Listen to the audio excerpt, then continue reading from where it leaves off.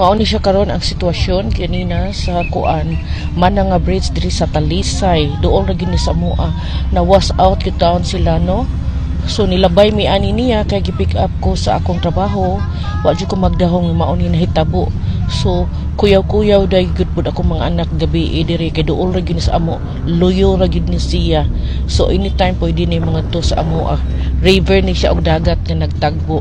Tan-awa wala gyud balay nga nahibilin na ako'y natagbuan ganina, nagkadugo in town sila kay nilapaw magani siya, niabot siya sa tulay ang tubig daw, nilapaw sa tulay. So ang mga balay nila is ubos ra sa tulay, so malapawan gyud, hurot gyud sila taon pertigang kaluoy. So untag makuan ni sa atong gobyerno no nga matabangan ning mga tawo diri nga nawagtangan og balay. Tan-awa kana sila diha dagat na og tubig nagdagbo kanang sa ubos dinha is naa na mga balay daghan karon wala gyud hibilin, wash out gyud tanan.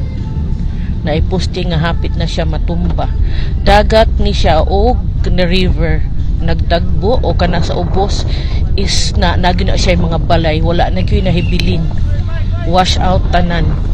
So ang uban is wa pa gyud ma-rescue, naa pa dinas tunga-tunga kay lisod man siya kay na may tubig, na pa may tubig. Kana siya guys, luoy yun kaayo. So kuyaw-kuyawan pud mi kay ang last ana nga wall is amuan na nga subdivision. So anytime pwede na siya mosulod kung naapaparabay kami nga typhoon. So kanang mga balay o tan-awa nga nalapawan gyud in town sila sa tubig, kanang dapita diha puno ni siya balay pero wa na gyud nahibilin kay naguba man ang creek. So unta mailang tagway na kuan ani no kay wa pa bagyo siya cleared up ug nabay namatay o unsa ba.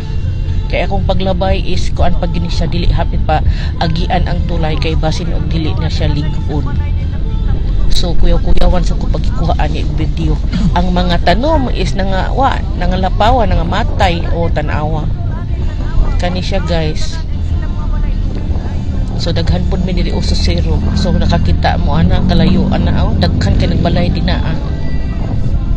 Matagaan ni sila action diri sa Talisay ni Mohon, duol sa Mohon, Lower Mohon. Kana na mga balay ng gimaw ang atop. So sa nihupa na ni